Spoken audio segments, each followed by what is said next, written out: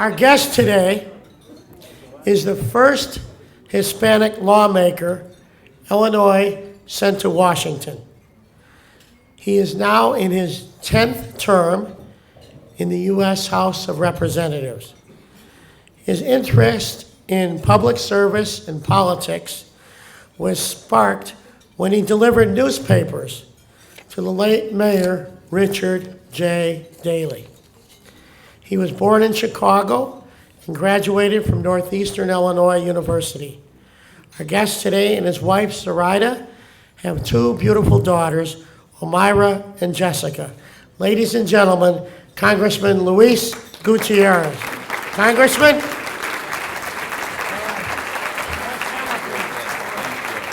Thank you. Thank you. Thank you so much.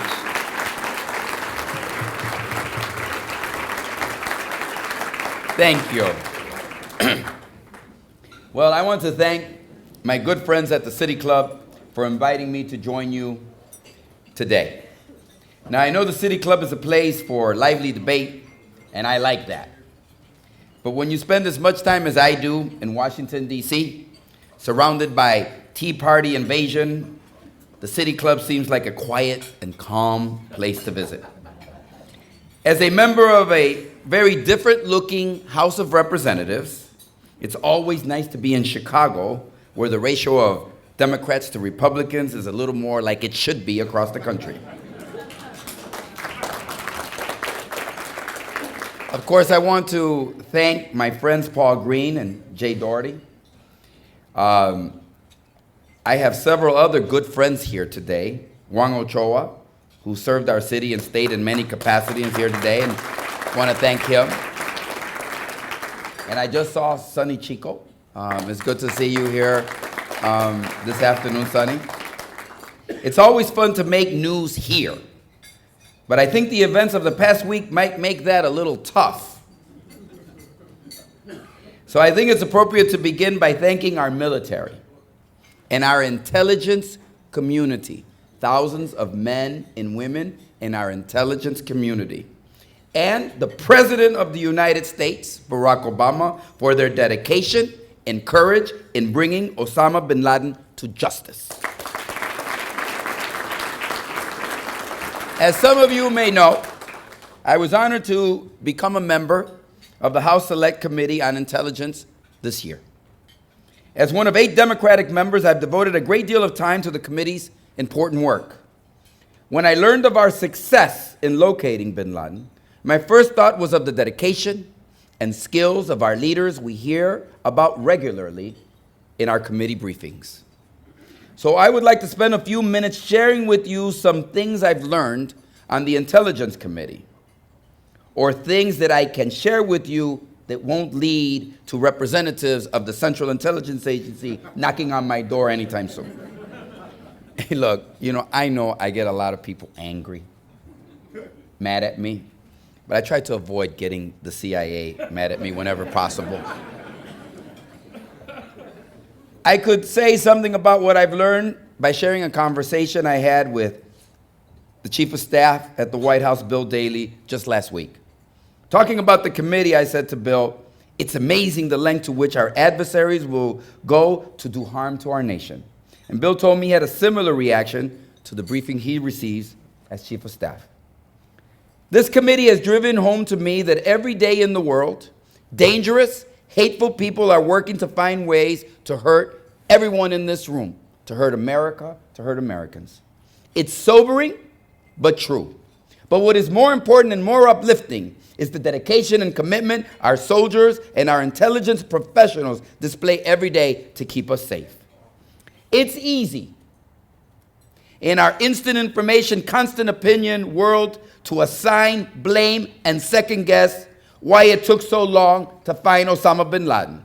It's easy to complain that every report about his death wasn't instantly accurate, to find something about this operation that wasn't quite right, to review and to criticize.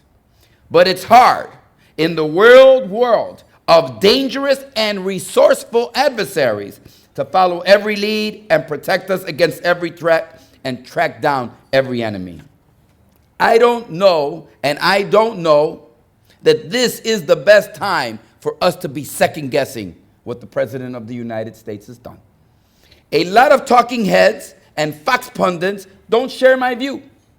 I'm amazed that people, you heard them, they complained every time Democrats criticized George Bush that we were being unpatriotic.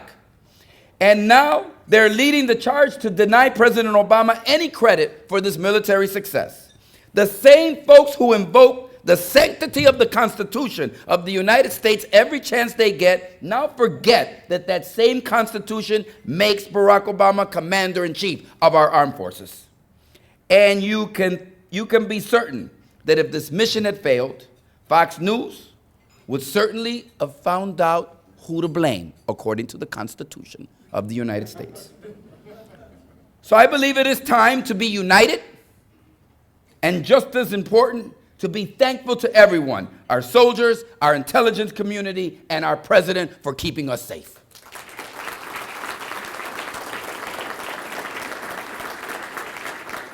And I ask you to think today about how the United States of America conducted this operation. We could have simply bombed the compound. That's probably safer and easier. But our president, knowing for a fact that women and children lived in the compound, chose not to do that. And because President Obama made that decision, many women and children are alive today. The advisors to the president, before he made the decision on how to proceed, they were divided. Don't think he's in the situation room with a dozen men and women and they all telling him the same thing. They're giving him different opinions. Ultimately, he's in charge and had to make the decision. And with that decision alone, President Obama demonstrated the difference between the United States of America and terrorists like Osama bin Laden. He showed us the difference. We will not take children and we will not take women and put them in risk when we can do differently. And think about those Navy SEALs who conducted this operation. After the compound was swept and bin Laden was killed, those SEALs spent another 10 minutes inside that compound gathering files and information. They could have done it in 30 minutes, but they decided to take 40. In an intelligence community briefing on Tuesday, it was made clear this information is very valuable. They call it a treasure trove. But just think about those 10 minutes.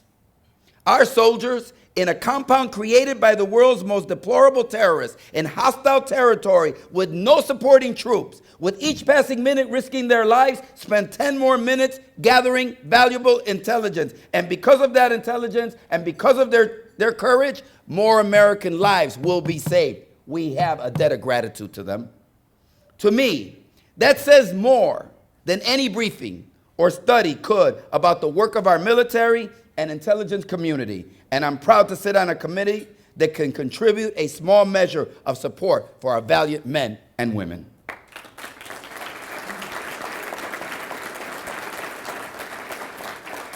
And as Chicagoans, I think you might appreciate a comment from Leon Panetta. After I was first appointed to the Intelligence Committee by the House Democratic leadership, Leon, who is a friend and former colleague, greeted me by saying, "Luis, a Chicago guy. He won't be shocked by anything he hears here in our briefings." So today, we can all be proud that our nation's CIA director believes that being from Chicago is a good training ground for briefings on international security threats. And it reminds us that we can handle just about anything in our Chicago. In Chicago, we can even handle peacefully and without civic upheaval, facing a future without Richard M. Daley as mayor. Think about it. We're about to have a new mayor and our daily life has continued. So as I, Luis Gutierrez, get ready to take the oath of office of mayor, I'm sorry, that's the wrong speech. Sorry. I edited that, it just keeps coming back. That computer's so partisan, it likes me so much. All right, we gotta get a new computer. I'll ask the incoming mayor for one. What I meant to say, Luis Gutierrez, get ready to welcome Rahm Emanuel as our next mayor, I think we should reflect on Mayor Daley's great leadership of our city. Here's how I put Mayor Daley's service in some personal perspective. I'm extremely proud of my daughter, Jessica. She's the youngest of my two daughters. She just received a scholarship to continue her graduate studies and was recently engaged to be married. So you can imagine how proud I am of her. Jessica is a young woman, a great young woman. And Jessica was a baby of 2 years the last time someone other than Rich Daley was mayor. She doesn't remember a Chicago that wasn't run by Rich Daley. More personal perspective might be for me to simply say that I had big hair and even a bigger mustache that's disappeared the last time Rich Daley wasn't mayor. You can't even imagine me with big hair and a mustache, can you? No. The polling data says people like or don't like mustaches, so we got rid of it. But I want you to think about it. During Jessica's lifetime, our city has grown and improved because of Mayor Daley's leadership. We didn't always agree, the mayor and I. I told him when I didn't, and when I told him, he many times simply ignored me and made it clear he didn't care. But I honestly don't say that as a criticism here today. I say it with fondness because Rich Daley had a vision for Chicago and he worked toward it tirelessly. He didn't worry too much about criticism because he knew what he wanted for the city and he wanted the best for our city. So I thank him for his great work and I thank him for his love and devotion to Chicago.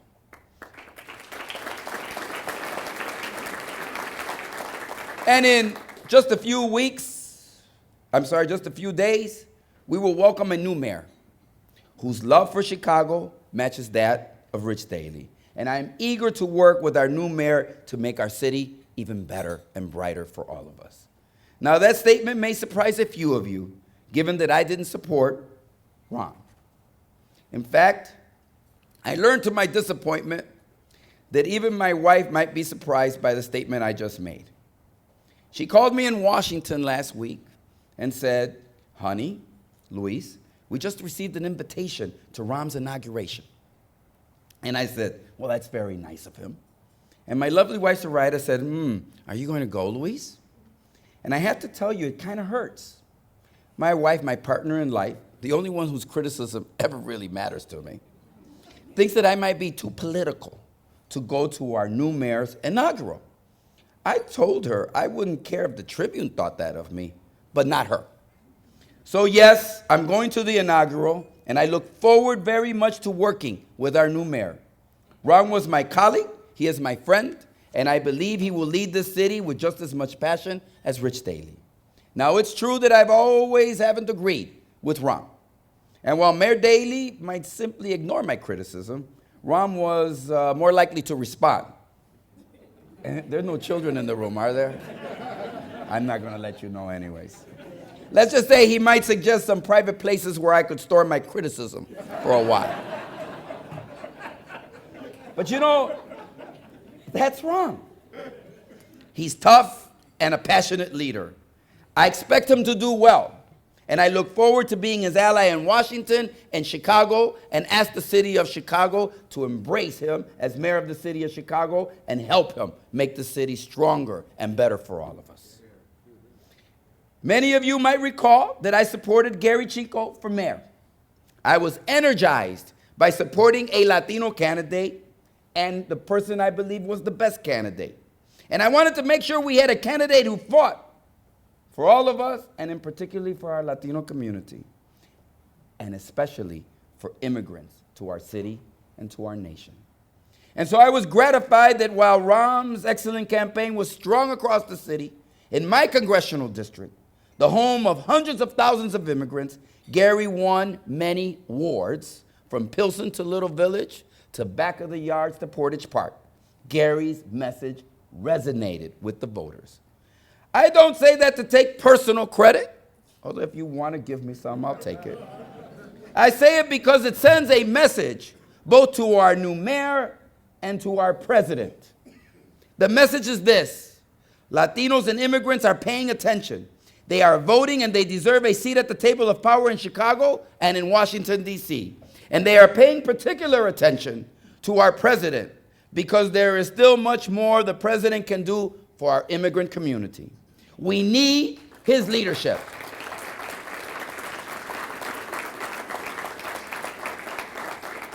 We need his leadership.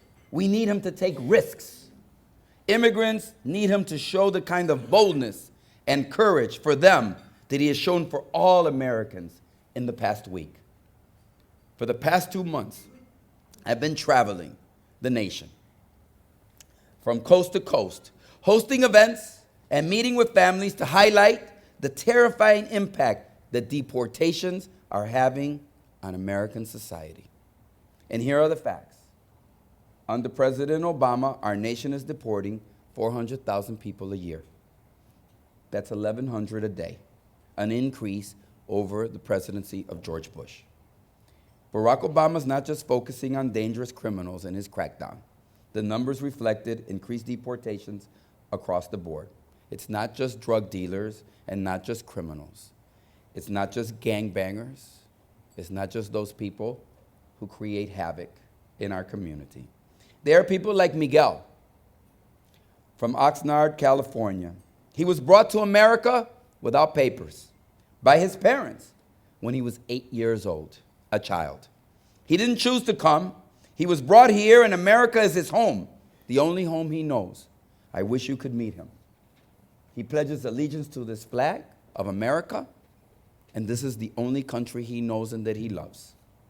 He now works 2 jobs and cares for his sick and elderly parents.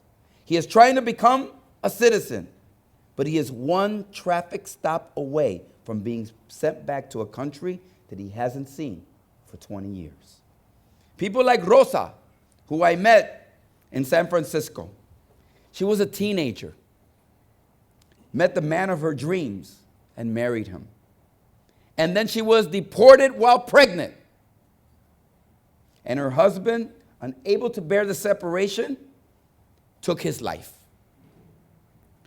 You remember Specialist Nunez for Christmas past, right here in Chicago. 5 years in the military. Didn't think it was enough to go once, because he said he wanted to go to Afghanistan. So he re-enlisted. He married a young immigrant woman, couldn't adjust her status, and she was trapped in Mexico, unable to come back to the United States of America. Our immigration system is broken. When you take brave men willing to risk their lives and paying the highest tax any citizen can pay to its government, the tax of their life and their limb and their blood, and yet their family is not sacrosanct from the immigration department. We need to change this.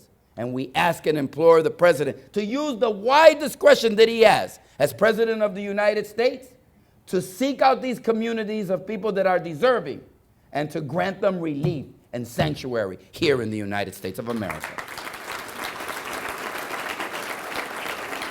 Because Miguel and Rosa work. Specialist Nunez works. They play by the rules. They support their families. Immigrants being deported are mothers and fathers, brothers and sisters, people who come to America to find a better place for their families, people who pick our fruit, who care for our children, who sweep our floors and clear our dishes from our tables. Even here at the City Club. Next time, ask the man or the woman who's serving you at the luncheon that you have where he came from, what his wishes and desires are, and how he sees America. We all walk into that restaurant and have that fine, fancy dinner, I do.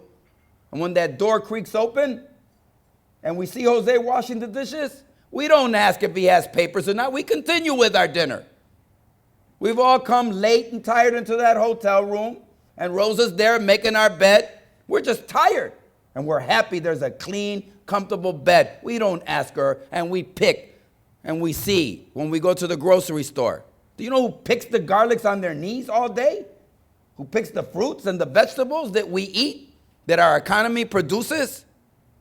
It's the immigrant community. We're all co-conspirators in their exploitation. And it's time that America be America and receive them warmly and embrace them for their work, because they are what makes our engine of America works. They were wrong when they spoke about the Irish in the 1850s as these dirty, filthy, ignorant people who only wanted to listen to their local priest. They were wrong when they spoke about the Italians at the turn of the century and said only by the rule of law could we help to contain them. They were wrong about the Germans and the Poles. And they're wrong about the immigrants in America today. Let them also participate and become Americans, and not only in terms of their values and their hearts and their souls, but yes, in that piece of paper. America should meet the challenge as it has in the past and be a greater nation because of it.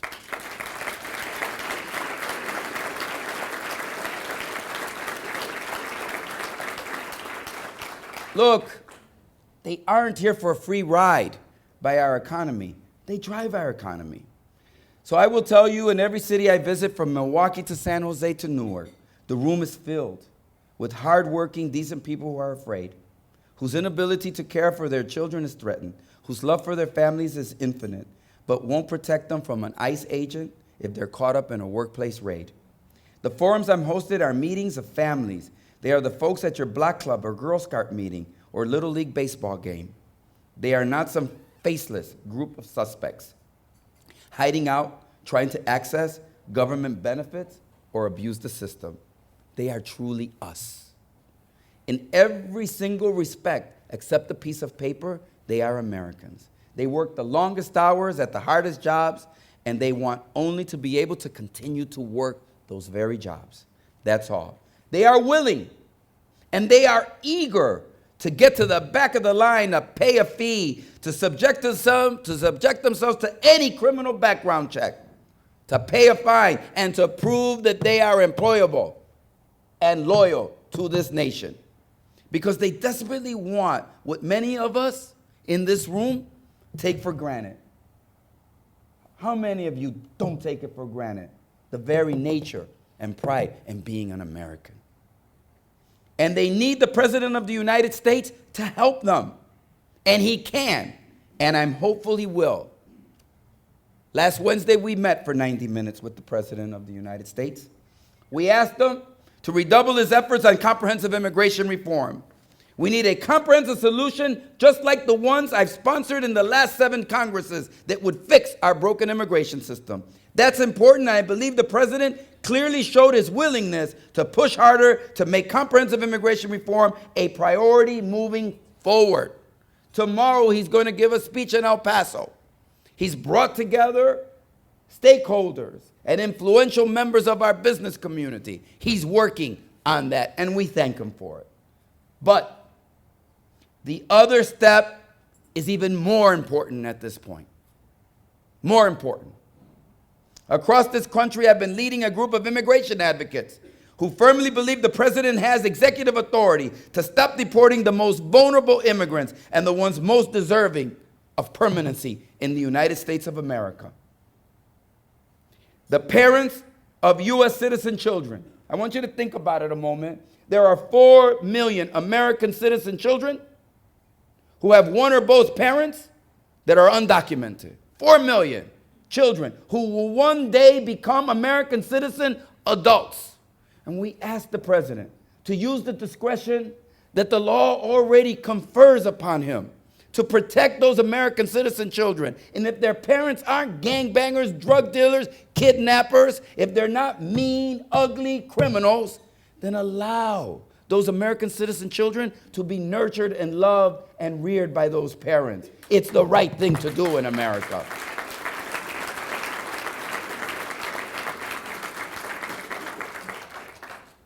And we asked them to do something else. You've all seen them. There are a million of them. They call them the Dream Kids. They came here at a young and tender age.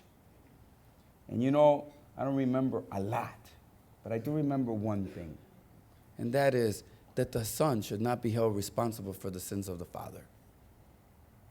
How are we going to hold these kids They came here when they were 8, 6, 3, 4, 2.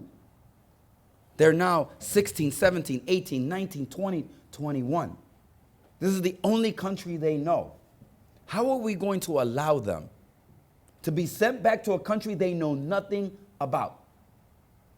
They pledge allegiance to our flag.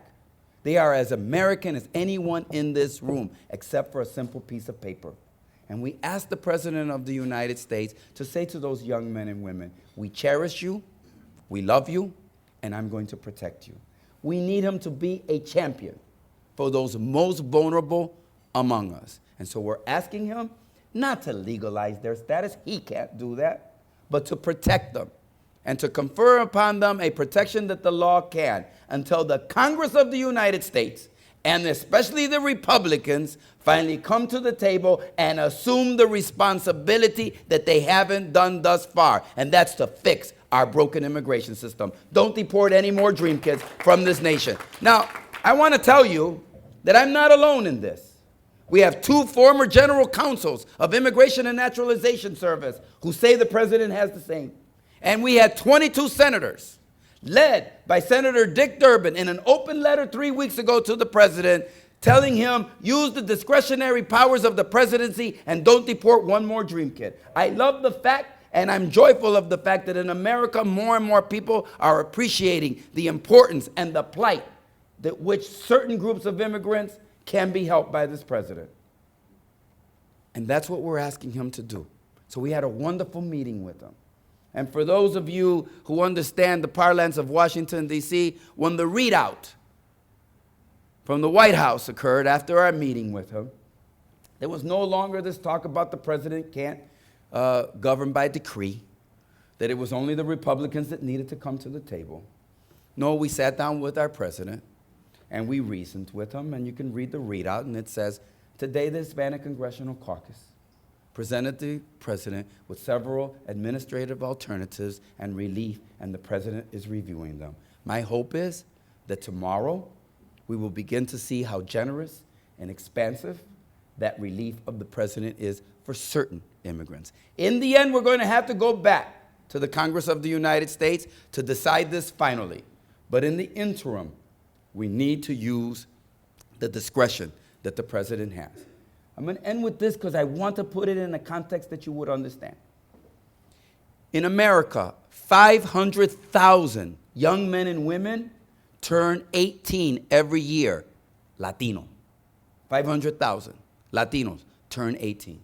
8 million of them, some people that I've worked with in this room, helped 50,000 people become American citizens here in the city of Chicago. There are 8 million Latinos that today can apply for American citizenship. And they are. They're integrating themselves into the very fabric of American society. And one of those important cornerstones is the belief that if you vote and you participate, that something's good gonna come of it. That democracy works, that when people gather together, their voices are heard and respected. Understand, I was the first and only Latino member of Congress to be with Barack Obama. The only one. As Hillary Clinton went across the nation and defeated him in the Latino community of New York and LA and Texas and Milwaukee, across this country, you remember, even in Chicago in the 4th Congressional District, you can see the amazing votes that Hillary Clinton. Latinos loved her and they supported her and they didn't know him. But don't you think how surprising it was that during the same man that was rejected in the primary was so embraced in the general election? Over 70% of the Latino community voted for him in the unprecedented numbers, voted for him in the general election, allowing him as a Democrat to finally carry the state of Colorado and New Mexico and Nevada and Florida and achieve the presidency of the United States. All the community is asking, and it's everywhere I go in America, because they want to believe that democracy works, that when they participate, that when they contribute, that when they go out to vote, there's going to be justice for them. All they're asking is for the president to be that champion that we all know he can be. And as I said in South Bend last night, when I gathered with hundreds there at a local church, I said, I look forward to coming back next summer so we can open up the office together for Barack Obama as President of the United States. And I can encourage all of you to register people to vote and to energize our community so that we can successfully re-elect him to a second term. Thank you so much for having me here this afternoon. Questions? Over here. Oh, this is from Pablo Navarro.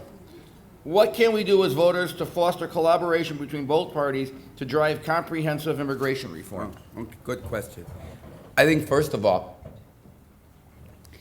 we need to get back to helping people. Look, the first thing you have to do is expand the base of people, right? And so it seems to me that we need to get back to our grassroots organizing.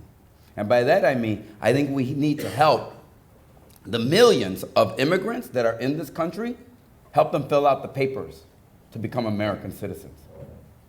Because then you increase the number of people. Because Latinos are growing in numbers. I mean, I remember 3 years ago when I opened up the newspaper one day and it was like, Latinos are the largest minority in the United States. There's 33 million of them. Remember that? And like 3 years later, there's 50 million of us. No, I pick up the paper and somebody gives me the data the next time. But you know, growing population and numbers does not equate to growing power and influence unless those numbers are organized in a manner that they can be effective to be heard. So I think we need to go back and do the voter registration every year, 500,000 young. We should be in every high school across this nation. Part of graduation in the Latino community, in all communities, but in our community particularly, should be about get your diploma and register to vote. And I think that's the way we're going to encourage and fortify democracy for all. Remember the late Mayor Daley. Don't tell me who lives there. Tell me who votes there. Ponder that one. I don't want to get in, Gene Ahrens, what exactly does the Illinois DREAM Act that just passed in Illinois do for our immigrant students? Well, it allows them to be able to really study and to be afforded the opportunity in Illinois to really gain access to the kinds of financial needs that in order to address. I'm really thankful. And you know something? I have to tell you that I'm excited about what's happening in Illinois. I'm excited about a governor who says no to secure communities, that he's not going to participate. Let me just share with you, since Harold Washington signed the first decree, Harold Washington was the first mayor of the city of Chicago to say, we're not converting our police department into an immigration agents. He said that because he understood that there needed to be a bond between the community and the police, that the most effective police department, the eyes and the ears of the people, were the most important asset that the police have. And he understood how we were jeopardized. I'm so thankful to Harold Washington for having had because listen, that was 30 years ago before people were thinking about this stuff. And he was already. And I'm thankful to Mayor Daley for continuing that. We shouldn't change that. Each city and each police department should be able to deal with its community in a sense. And so I got to tell you that I'm happy that happened. Okay. This is from Senor Ed Mazer. You know him up there. You're sure you heard his Spanish, which there'll be a copy of El Camino Real. Many Latinos and African Americans feel there was a census undercount in Chicago. Are there calls for a recount? Any chance? Yeah, I don't know. Yes, there are calls for a recount. I don't know. One of the reasons that we tried, and one of the reasons we said we need to understand that part of the reason there's a recount is because of the fear that exists. That people, there were many people who said if you fill out the forms, then you were going to be reporting yourself, even though there's a very clear firewall. When you have, just think about it a moment. There's 12 million, and 1 million people have been deported in the last 2.5 years. 12 million, 1 million have been deported. It has a huge impact on that community. That means there are school playgrounds in which kids disappear. Because when you deport an undocumented worker, you also deport the American citizen children with that mom and dad. I mean, there are just people all over the place. So I would say that that was part of the reason that we couldn't get such an accurate count. But we're going to continue to work on it. I know they're going to try to make some adjustments. Here's a question probably really close to your heart. This is from Doris Solomon. Is that close? Pardon? Solomon. I forgot who was speaking. All right. How do you see the redistricting process, not that you're worried about that, we know, affecting the immigration debate? Actually, in Chicago, I don't see it affecting the immigration debate, because it doesn't matter if it's Jan Schakowsky, right? Or, okay, let's take the DREAM Act. It passed 216 to 198 in the House of Representatives. Many people forget the achievements and the victory, but it did. In the lame duck session, with the help of the president and all the Democrats finally getting together, we passed it. And it passed 216 to 198. I want you to know something. Bobby Rush, Danny Davis, Jesse Jackson, and every member of the Black Caucus voted for that bill. But so did Jan Schakowsky, and so did I, and so did every member of the congressional delegation from Chicago. You know something? Let's face it, I mean, we've got Chicago, and then we got Costello, 300 miles away. So I don't really see it causing much of a problem, right? I mean, there's Chicago, and where's the next Democrat? Costello, 300 miles away. I think we're going to work it out among ourselves. You know, I mean, we got a Democratic governor, we have a Democratic legislature. I think we should look for a fair, sensible map. I hope it's a nonpartisan map that we can all get together and rally around as Chicagoans and as Americans. That's for Illinois. Okay, Marta Alvarado from Westlake Hospital. Raise your hand, come on, you had the misfortune of having me have lunch with you today. Will there be legislation that will bar states from denying American citizenship to children born in the U.S. of undocumented parents? Yeah, that's the latest one, right? I want you to think about, how do we get the 14th Amendment? We get it after the Civil War in order to make sure that those who were one-time slaves in America, right, were guaranteed their rights as American citizens. That's why we passed, essentially, the 14th Amendment. I mean, it's really a civil rights amendment, right? And it says, if you're born in the United States of America, in this land, you are a citizen of the United States of America. And it's, at this particular point, for people to be raising it, interesting, from the South, to say we want to get rid of the 14th Amendment, now it's being pointed at, of course, a community of immigrants in this nation. And it's based on such a false premise, isn't it? That immigrants come here so that their children somehow simply become American citizens. That's why people come here, for that exclusive reasons. There might be a few of them that do that, but I think most people come here searching for a better future for themselves. And I just want you to think about it. If you eliminate the 14th Amendment to the Constitution of the United States, I just want you to think a moment, and I want you to think of hospitals, and I want you to think of maternity wards. What are we going to do next?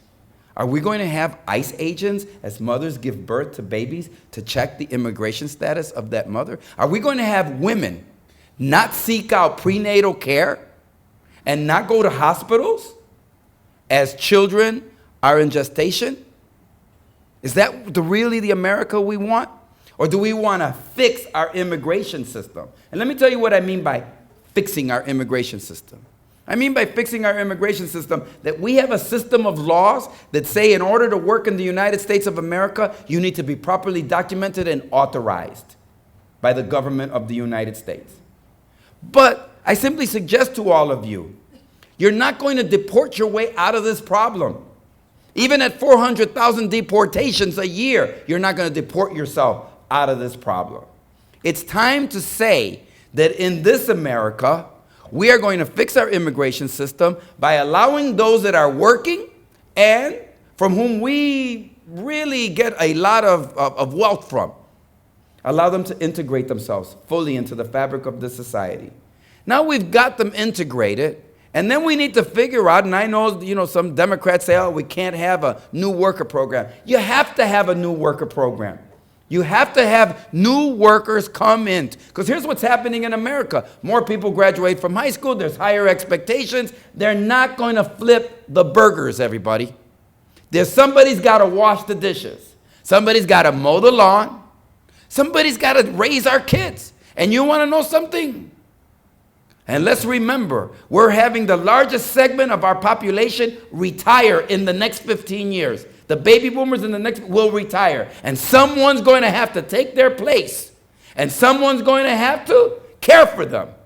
So just remember that America will be well advised to not look at simply today, but to look at the future. Prosperity and the foundation of a secure society is in a growth of population. It isn't reducing population. Societies that reduce their population and diminish their population are in decline economically throughout the globe. It is those societies that can maintain their population, maintain their economic growth and stability. There could come a point in which, in America, even during our lifetime, we could start passing laws saying, please, won't you come and help us? Please, we really need you to pick our fields and to care for our elderly and to do the kinds of jobs that the rest of us in America just aren't up to. That time may very well indeed come. It doesn't have to. We can have a global experience. It's what's happening in the world and supply the kind of workforce that we need in America. I give him a round of applause for that.